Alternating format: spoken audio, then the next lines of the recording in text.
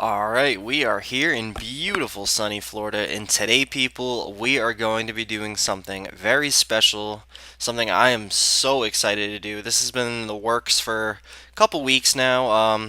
Just thought of the idea, and I don't see really anybody else doing something like this, so man, I figured, why not make it my own thing here? So basically, if you cannot read the title, this is my introduction episode to the Hardcore's Delight. And basically, what this is, man, why I'm doing this, basically,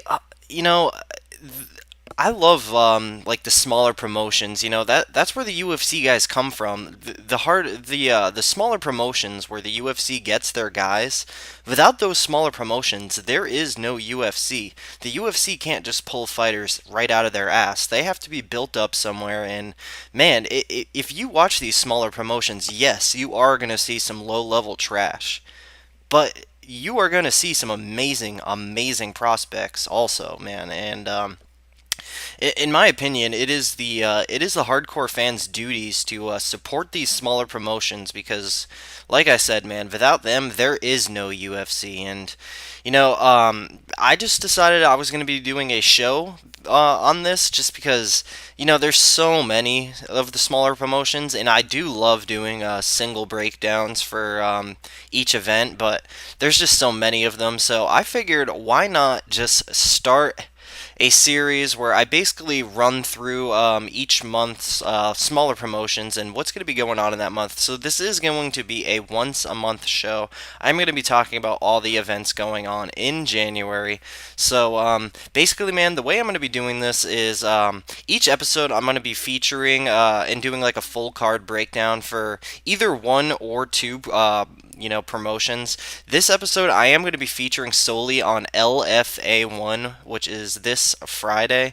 It is and I just wanted to do it solely for LFA1 because it is the first event of a brand new promotion that, in my opinion, is going to be doing some huge, huge things, man. If you don't know, LFA is the merger between RFA and Legacy Fighting Championships, which, both those promotions absolutely amazing. So many UFC fighters have came from there, man, and I'm really excited for LFA, and I felt like I really had to do a breakdown for the first event they're doing. And after I'm going to be doing my LFA breakdown, I am going to quickly run through all the notable non-UFC events in the month of January, and I'll be briefly talking about some notable fights for those from those cards and giving some very, very brief predictions. And then, lastly, man, I am going to talk about some notable non UFC fighters that have very recently signed with the UFC and why you should really look out for those names. But man, let's get into this LFA1 breakdown, man. So we got LFA1 Peterson versus Higo in Dallas, Texas. Now this is a 7 fight card. These first two fights here, there really wasn't enough information on the guys to really get a good read on the fight or give you a good breakdown. But first up, man, at 145 pounds, you got Robert Butler 1-0 taking on Jesse Vasquez 2-1. Just based off the little research I did, I am going to be going with Robert Butler via a first round submission. And then next, you got Oscar Ramirez 3-0 taking on Isaiah Gutierrez 3-0. And based on the little research I did, I am going to go with Oscar Ramirez via a second round submission. But getting into these 5 bigger fights that I actually could get some of a good read on here. First fight, man, we got a 115-pound women's bout between 7-3 Montana Stewart taking on 2-0 Cynthia Calvillo. So, man, this is actually a decent ladies bout here, man. Both these girls have very bright futures, in my opinion. Montana Stewart, in her last fight, if you don't know, she really, really got this shit end of the stick, taking on Mackenzie Dern. Basically, man, Montana Stewart, she is a BJJ specialist first and foremost. So, with her biggest strength being at a huge disadvantage against possibly the very best pound for pound female BJJ player in the world in Mackenzie Dern. That's just a very tough fight for her, and obviously we saw what happened with that amazing Sub of the Year candidate that Mackenzie Dern landed on her. Very unfortunate for Montana Store. She's very young in the game, man. She's 21 years old, man. She is my age. But on the other side, you got Cynthia Calvillo, who she is no slouch at all. She trains at Team Alpha Male, man. Her main sparring partner is actually Paige Van Zant. She actually fights a lot like Paige Van Zant. She went 2-0 as an amateur. She's 2-0 as a pro currently, but the huge thing on her record is an amateur win over Aspen Ladd at 125 pounds. And Aspen Ladd, if you don't know, is absolutely demolishing Invicta. She is one of the top female prospects in all of MMA. Aspen Ladd, she's got a combined 12-1 record between amateur and pro, with her only loss being that amateur loss to Cynthia Calvillo. So Cynthia Calvillo is just no joke at all. She's also 29 years old. She's at a way better camp. Montana Stort's 21. So there's just a high possibility Cynthia Calvillo is just going to go in there and completely grown woman Montana Stort and just throw her around. She does have to be careful because Montana Stort does have some nasty grappling, and she is always going for something. But my official pick is going to be Cynthia Calvillo via a 30-27 decision. And moving on, we got a heavyweight bout here, man, between Rashad Coulter, 7-1, taking on Joel Moore, 3-0. So, man, fun heavyweight scrap here, and it's definitely going to be a scrap. I do not see this fight reaching the second round. So firstly, Rashad Coulter, this dude is funny, man. I loved watching some of his interviews. From what I saw, he's got a hell of a personality on him. Funny dude, and he can actually fight too, man. He actually fought as low as 185 pounds once. He did lose that fight, however, he is undefeated here at heavyweight. Actually did a breakdown for the last Legacy card he was on, and I picked against him. And he went out there and starched the dude in a minute. He's got very good hands, and he knows how to use them. Now, Joel Moore, on the other hand, I was looking at his record. He is 3-0. His first fight was a decision win against a 4-5 guy. The next fight, he TKOs an 0-3 guy. And then his third fight, his most recent one that I actually watched, it was against the same guy he beat in his second fight, who is now 0-4, and he TKO'd him in the first round again. So I wasn't really impressed seeing his record, but watching him fight, he is a very big guy. He has that Roy Nelson build, if you know what I mean, but he actually showed some damn decent mobility, and he was firing off some good leg kicks. He landed a beautiful double leg. Now, it is against a 0-4 guy, so we don't know what to really take from that, but from what I saw, he does have some skill. But how I see this going down, man, obviously Moore being the bigger guy, I'd think he would try to take Coulter down and pound him out, but I don't think that happens, man. I think Coulter, he's a big step up for Moore, and I think he's going to avoid the takedown and put his hands on Joel Moore. My official pick is going to be Rashad Coulter via a first round KO. So moving on here, we got Eli Tamez, 9-0, taking on Ulysses Aguila, 6-1. This is a 135-pound bout. And, man, decent bantamweight bout here between two guys with damn good records, man. Eli Tamez, 9-0. Ulysses Aguila, 6-1.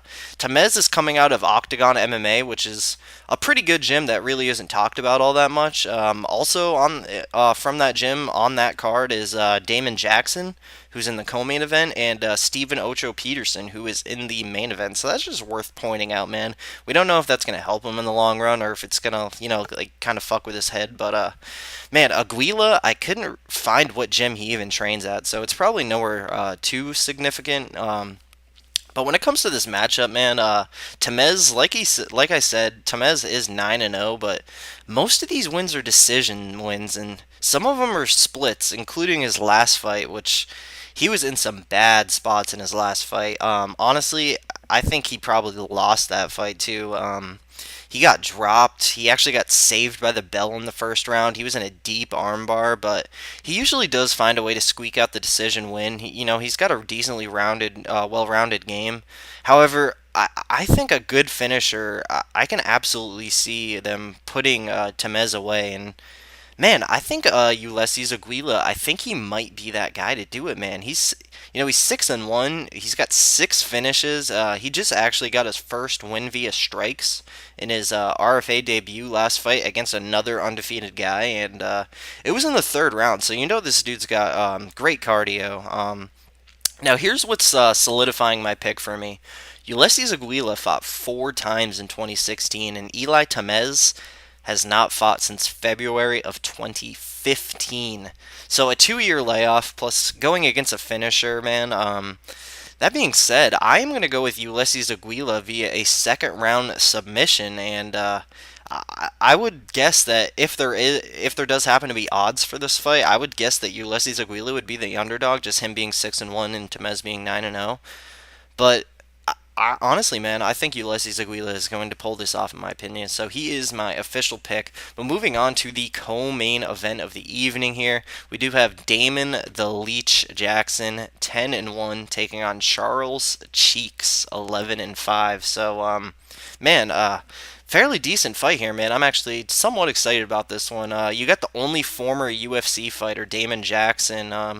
He's the only former UFC fighter on this card. Leandro Higo, he was on the Ultimate Fighter, but I don't really count that. But man, Damon Jackson, man. Obviously he was pretty unimpressive in the UFC, but he looked pretty damn good in his return to Legacy last fight against a very tough up and comer in Levi Miles, who I think has a very bright future. And then on the other side, you got Charles Cheeks, who is 11-5. He hasn't really found his groove yet.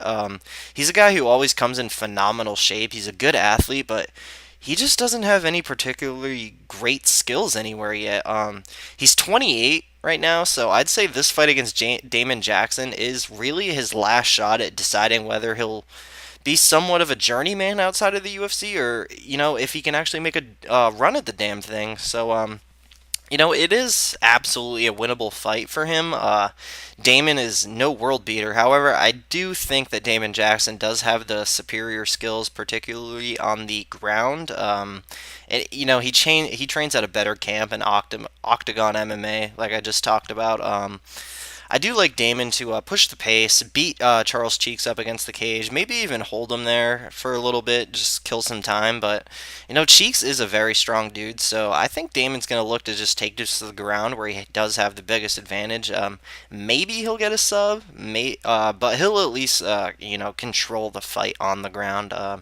Cheeks' method to winning, in my opinion, is to keep distance and outbox Damon Jackson. But my official pick is going to be Damon the Leech Jackson via a third round submission. So moving on to the main event here, I can't wait for this fight. This is such a good fight. If you weren't planning on watching LFA, I would highly recommend at least tuning into this main event. This is really, really a this could be a UFC fight, man. This is a great fight, but we got Steven Ocho Peterson, 14-4, who is the Legacy champion, taking on Leandro Higo, 16-2, who is the RFA champion. And this fight will be for the inaugural LFA Bantamweight Championship. And man, I'm so excited about this. Both these guys are so good. Both these guys should be in the UFC hands down. But yeah, man, like I said, this is absolutely a UFC level fight here. I'm super excited about it. I'm so high on both these guys. They're both super well rounded. Like both these guys, they don't have any weak spots. They're both so good everywhere.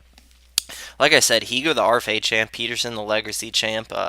Steven Peterson hasn't lost since 2013. He's on a 6-fight win streak, 4 finishes, and Leandro Higo hasn't lost since 2012. He's on a 7-fight win streak with 6 finishes. However, he was on Tough Brazil in 2015, and he did get submitted by Bruno Correa in that competition, I believe, in the second round.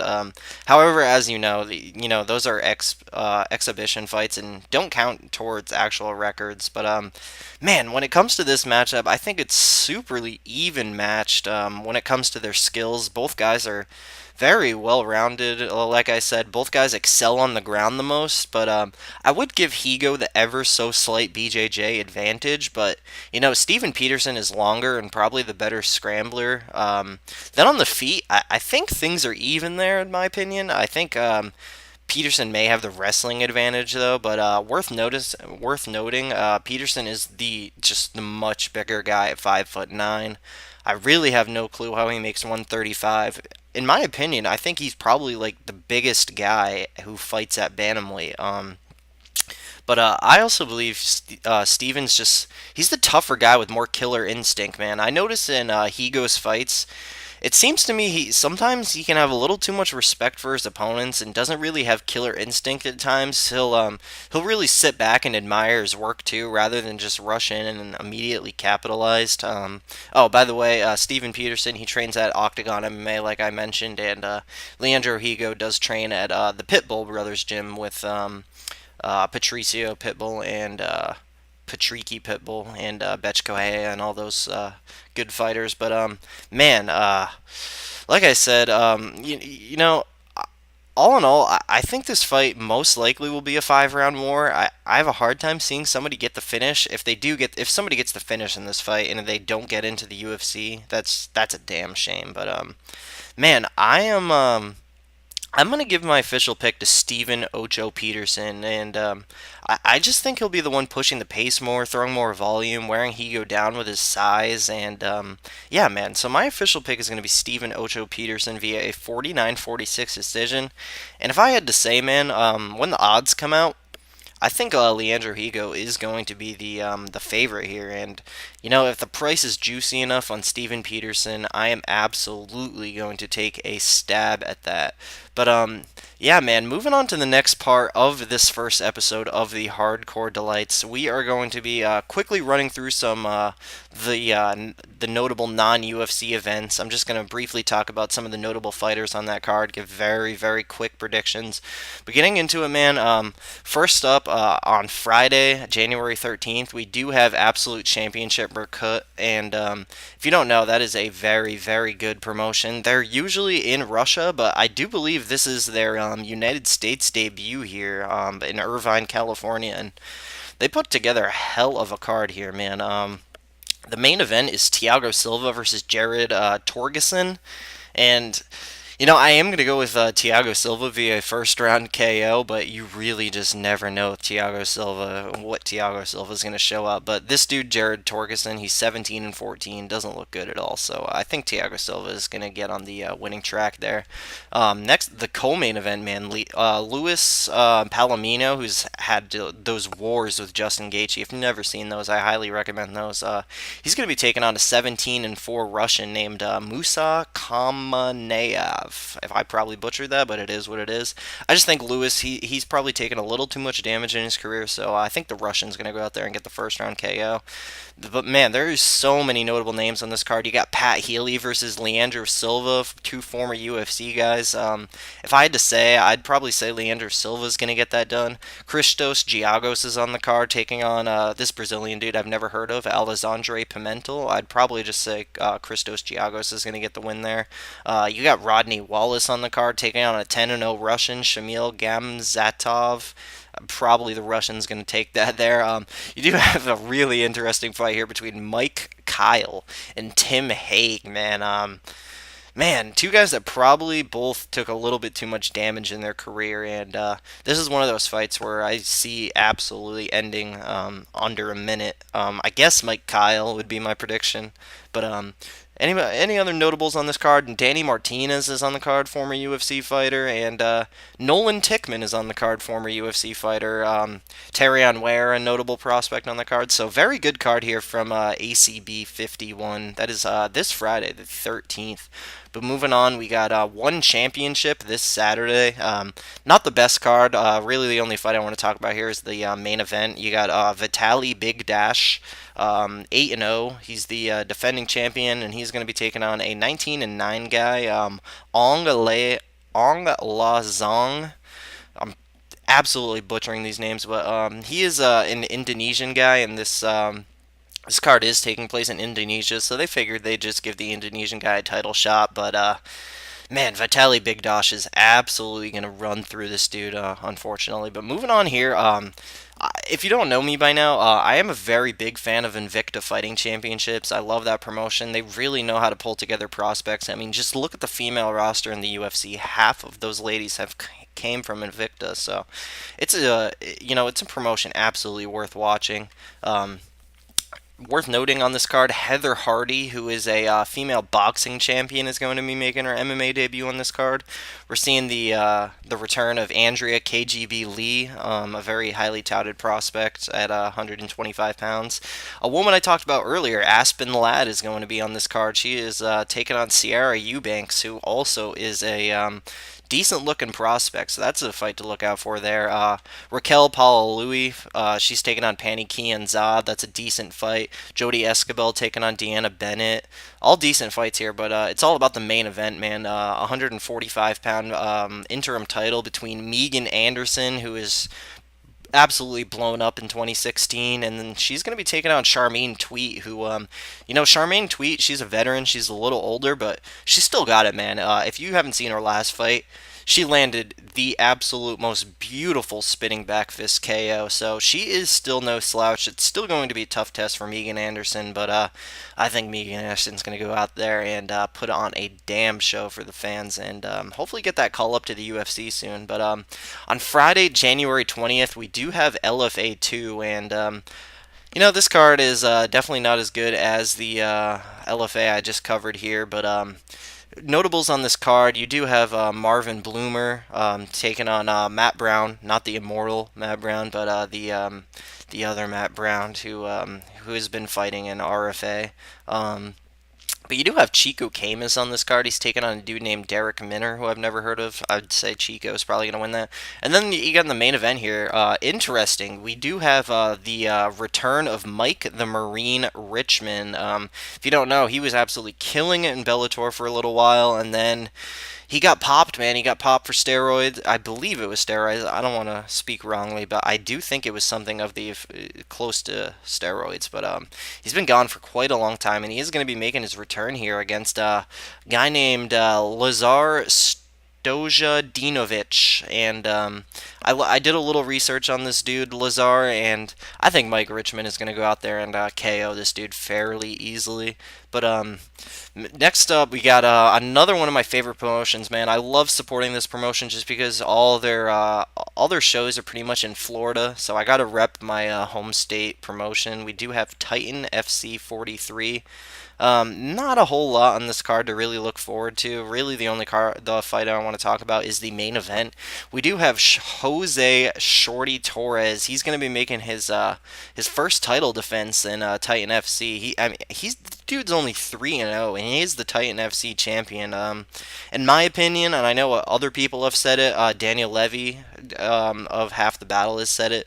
Jose Shorty Torres is the best flyweight outside of the UFC, especially now that the UFC just signed that the Russian cat, the 13-0 dude. His name is escaping me right now, but yeah, man, Jose Shorty Torres is no slouch. He's gonna be taking on Pedro Nobre, who, man, he is a tough veteran. It's gonna be a very tough test for Jose Shorty Torres. Nobre is 18-2, and very tough fight for Jose, but I am going to have to say that Jose Shorty Torres is most likely going to win that fight. I am going to be picking him there in what should be a great fight.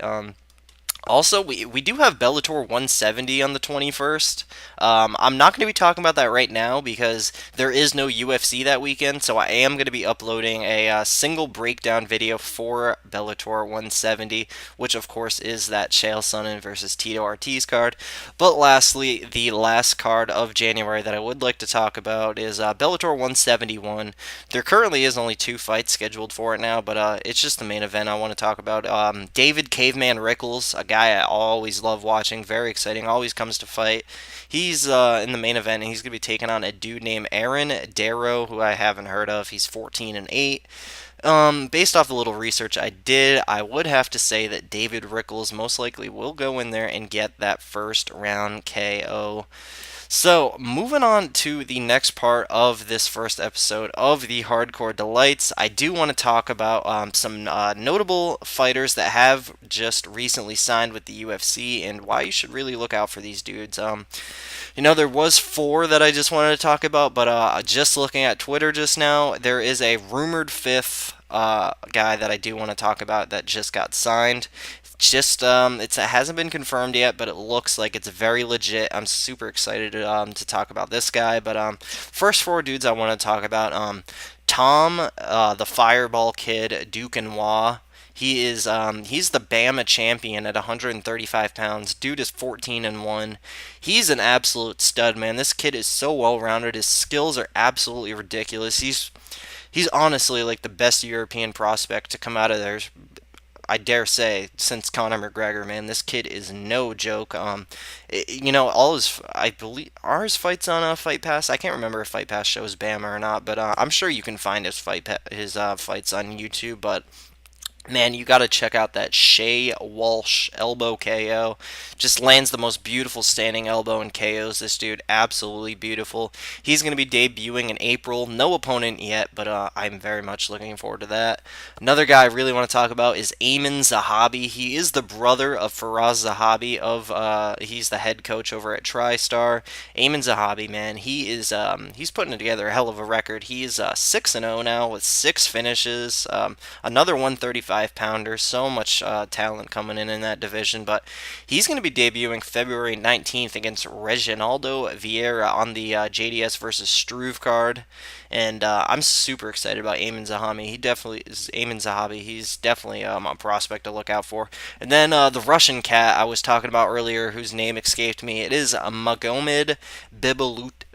Bibulatov. I can't pronounce these Russian names. I'm sure most of you can't either, so I'm sure he'll cut me some slack. But he is 13-0. He is the World Series of Fighting flyweight champion. Although he's taken some fights, other than World Series of Fighting lately. I believe he's won like 3 in a row since winning that WSOF title. Dude's a stud, man. A lot of people think he can give Mighty Mouse a run for his money. I don't know about that, but in my opinion, he for sure is a top 15 flyweight. There is no debut on his word. There is no word on his debut yet, but I'm very much looking forward to that. And then another guy I want to talk about here, John the White Mike Tyson Phillips, man. This dude is this dude's crazy, man. He's a character, and yes, I did say that right. That is not what I'm calling him. That is his actual nickname, the White Mike Tyson. He's a Welsh dude. He's a 185-pound prospect. God knows we need 185-pound prospects in the UFC. He's 21-6. He is on a 4-fight win streak. But man, all 21 of those wins of his are finishes. He actually only had one fight ever go the distance. So he did get finished 5 times, but man, well, you just know he always comes to fight if he's gonna get finished like that. But honestly, man, he's really found his stride here in the last couple of years. I've been doing a lot of research on this guy. He does train out of SBG, of course, the same gym as the Notorious one. But I'm excited for this dude, man. He is quite the character, and he is a beast. And he's going to be debuting this month on January 28th on the Shevchenko Pena card, and he's going to be taking on Marcos de Lima. So last one here, the fifth one I want to talk about very recently. I just saw this about an hour ago. Looks like the UFC has signed WSOF middleweight and light heavyweight champ David Branch. If you don't know David Branch, dude's 20-3, 10-fight win streak. He actually fought in the UFC before, like 6 years ago. He went 2-2. He got cut. I didn't really care to see him fight ever again, but he has just made an amazing resurgence, and he has evolved himself into one of the top 185 pounders in the world, and I'm stoked to see how he'll do back in the UFC. He's 35, so I'd say the chances of him becoming UFC champ are very slim, but I definitely think he can put together a hell of a run in his second coming in the UFC. So, man, that is going to do it for me. I had a lot of fun doing this. Thank you guys so much for watching. And this is under 30 minutes, and that is exactly what I was going for, man. I was hoping this would be around 30 minutes. 30 minutes solid. time for this new series that I'll be doing. So man, I encourage you guys greatly to subscribe to this channel. There are some big things coming. This is just one of them. There is going to be all kinds of fun here on the channel. So I appreciate you guys listening. If you came this far, I appreciate it. Like I said, man, I love talking these smaller promotion fights. It's what keeps the heart of MMA beating, is these smaller promotions. So I did want to give them the respect that they deserve. I highly encourage you to go show them some support. And man, thank you guys so much for watching. Like the video if you enjoy this series. The next one will be at the beginning of February. Thank you guys so much for watching. Like the video, follow me on Twitter, and subscribe. Fun things are coming. And above all, enjoy the fights.